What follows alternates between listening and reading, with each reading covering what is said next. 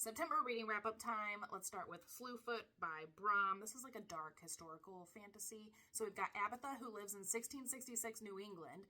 Her husband dies. She's married to a Puritan guy. He dies and she is widowed, and she's trying to save their farm, which is kind of a difficult situation to be in when you're living in crazy puritanical New England, right? So she's being accused of being a witch all the time, and she's trying to save this farm. Anyway, she meets Slewfoot, who is the devil who lives in the woods nearby, and he ends up helping her out, right? So this was a 4-star read for me. It was pretty good. Next, I have Nocticadia by Keri.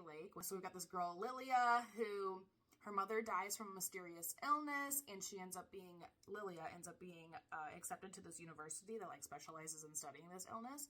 And so she goes to the university, and she ends up having this super cute professor who she ends up falling for. But the story was great, the spice was great, and a 5-star read for me. Maybe my favorite book of the month. It was pretty good. Next, runner-up for favorite book of the month was Vesselless by Cortney Winn. This one was really good. So we have this girl who is the daughter of the king, and then we have this guy who used to be king and was killed and dethroned by the girl's father, right? So he's kind of half dead, and I just love his character. I have a whole video on how much I love this book, but his character just feels so he really feels like he cares for her, and it just seems like he's a really good guy. I like him, and I can't wait to see where the rest of the story goes. So when the next book comes out, I'm super excited for it. But I really loved that one. Like I said, I had a full video on that one as well. 5 stars for me. Loved that book.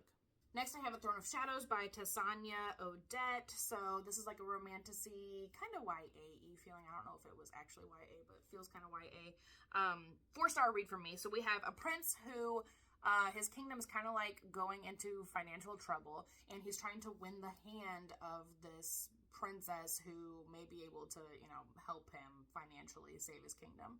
And so she sends him on this quest to go hunt unicorns. And he ends up meeting this girl out there in the world who is trying to protect the unicorns. And so there are some twists in the end. It's a little bit exciting. There are some parts that feel like it drags a little bit. I started reading the ebook, and then I finished it off with the audiobook. I feel like reading the ebook was better than the audiobook. Audiobook wasn't that great. But yeah, pretty good read.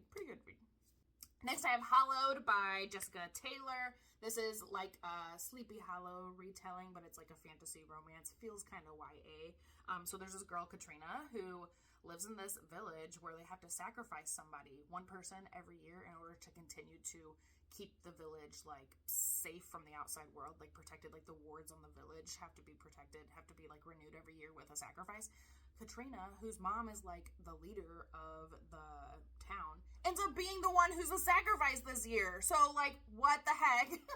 But anyway, she ends up trying to kind of runs away, and she meets the Headless Horseman, and they ended up kind of being a relationship or whatever. But this was not a great story for me. Like I said, it felt really YA. I gave it 3 stars. It just felt like the characters really had no depth. You didn't really feel like you were in love with anybody. You didn't really... It wasn't exciting. I don't know. It was not a super great read. I would not recommend that one. Next, I have The Cruel Dark by B. Northwick, and this is a romantasy. Feels kind of YA. So we have this girl, Millie, who is suffering from amnesia, and she goes to work for this professor who is studying Irish folklore and stuff, which is something that she's very interested in. They end up, falling for each other or whatever. I would give this one 3 stars. It sounds interesting, but it feels really YA. The twists and surprises are kind of predictable and also kind of what the heck? So I would not recommend that one.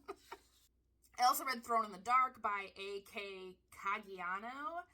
This is a fantasy romance. We've got Amma, who is a thief, and Damien is a half-demon blood mage.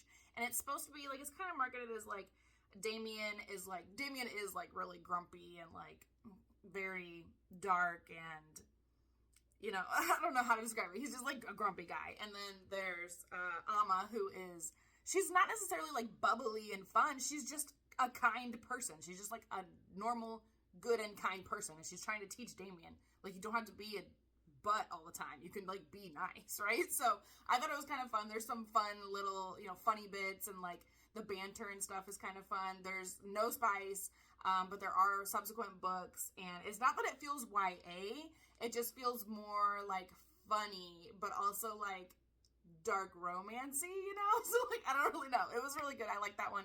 That was, like, a 4.5 star for me. I would probably read the sequels for that one.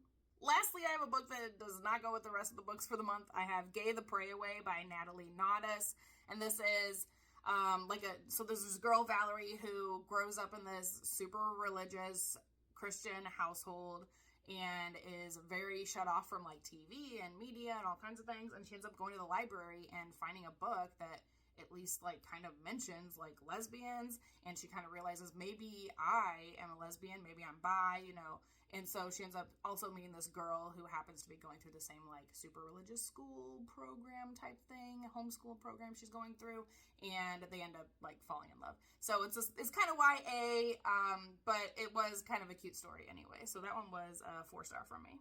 So that's it for the month of September. I can't believe I got through that many books. Definitely some great fall recs for you guys, though. Hopefully you like them.